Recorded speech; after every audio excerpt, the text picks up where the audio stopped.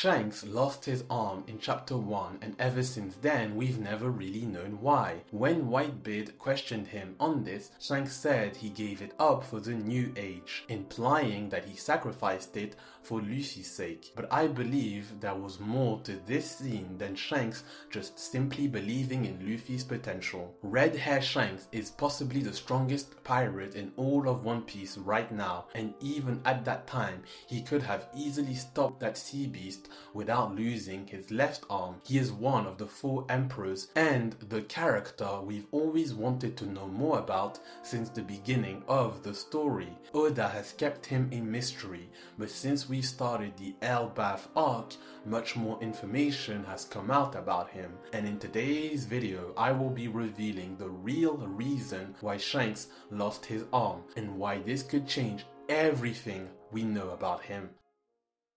So we know that Shanks plays a huge role in One Piece. He is the one that set in place everything for Luffy to start his grand adventure. His role in Luffy's story is even more important than Roger's, because it is not for nothing that Oda introduced him in the very first chapter of One Piece. He was destined to be important from the start. And now we are on Elbaf, the arc that directly involves Red-Head Shanks himself, and people had already made plenty of theories that connected Shanks to this island, mainly because his ship, the Red Force, is the representation of a Viking ship. And chapter 1076 confirmed these theories when Shanks was shown on Elbaf with the giants, showcasing a real bond between the Red Hair Pirates and the giants. But Elbaf has been the most Shanks content we have gotten in One Piece, because when we look back at everything we know about him, in more than 1100 chapters,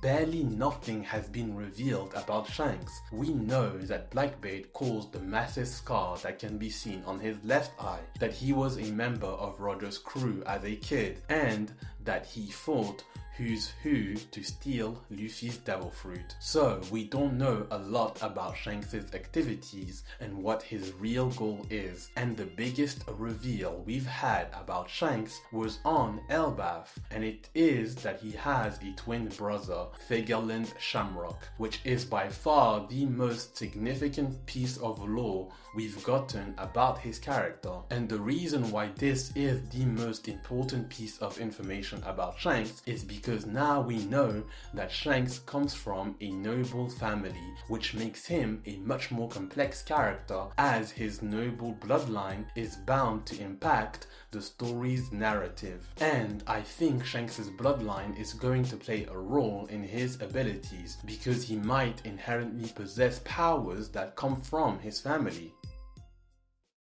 The first power that is directly connected to his bloodline is his sword, or at least his talent as a remarkable swordsman, because his swordsmanship is so good that it rivals Mihawk's, who is the best swordsman in the world. And I believe his talent as a swordsman comes from his genes. It is true that Shanks grew up with Roger and Rayleigh, 2 very high-level swordsmen, but even though that is the case, his talent as a swordsman was already innate in him, because when we look at his family, Garling and Shamrock, they both carry swords. We don't know how good they actually are, but since they are God's knights, it is safe to assume that they are amongst the strongest. And if we look specifically at Shamrock, we know that his sword can transform into Cerberus, the 3-headed dog in Greek mythology that guards the underworld. So it seems like his sword has eaten a devil fruit, just like we've seen before with Spandam's sword. And I think this could very well be the exact same case with Shanks, because his saber is called Griffin, another creature from Greek mythology that is the combination of an eagle and a lion. But what's really interesting is that the griffin also represents the symbol and power of a guardian, just like Cerberus.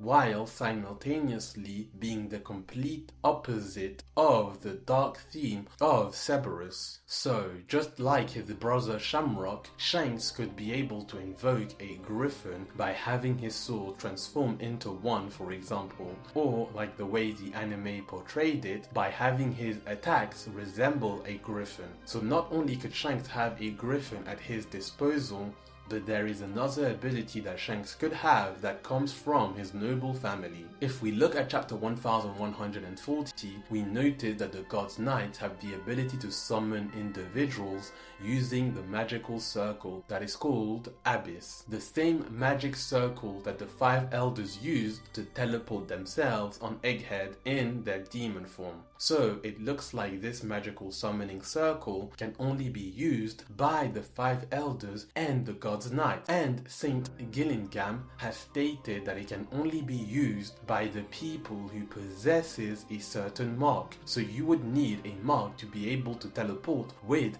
the Abyss. For now, we don't know anything about this mark. We don't even know what it looks like. But by intently looking at the God's Knight's designs, we do notice that they all have something on their left arm. Gunko has a bandage. Gillingham has an armband with a drawing of a cross on it. And Summers seems to have the same armband as him. And Shamrock's left arm hasn't been visible, so we don't know if he has something on his left arm too. But going back to Summers, because there is another interesting thing about his design. During his introduction, Summers was introduced in his pajamas, and on his left arm a mysterious tattoo can be seen, a strange mark that we have never seen before. So could this be the mark that is needed to be able to teleport with the Abyss? A mark that takes the appearance of a tattoo and is the key that is given to the God's Knights to be able to teleport. So the God's Knights seem to all have this mark, and given that Shanks comes from a family of God's Knights, it could very well be possible that he was marked as a baby with this key to be able to traverse the Abyss in preparation for his future role as a God's Knight. And if this is the case, then this could be the reason why Shanks lost his arm.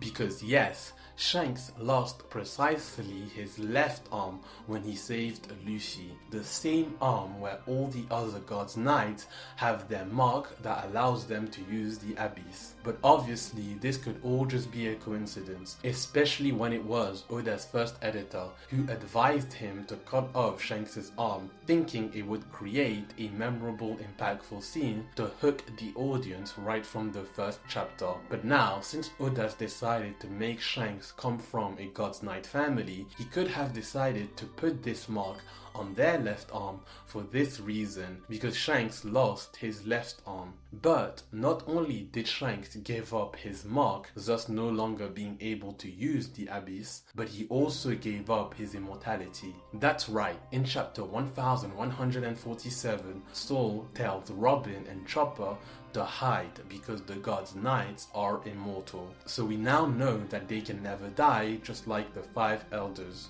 This immortality power they possess is an ability granted by Imu, as shown in chapter 1125, when Imu killed Saturn by removing his immortality. So what if the mark they bear was given to them by Imu, and not only does it allow them to use the Abyss, but it also grants them immortality, and this could be their weakness, because right now the God's Knights seem to be impossible to defeat. So removing their left arm could be the key to beating them. And Shanks losing his left arm was not only because he believed in Luffy's potential, but it was also his way of severing his ties to the God's Knights by removing the mark that symbolized his connection to them and officially becoming mortal.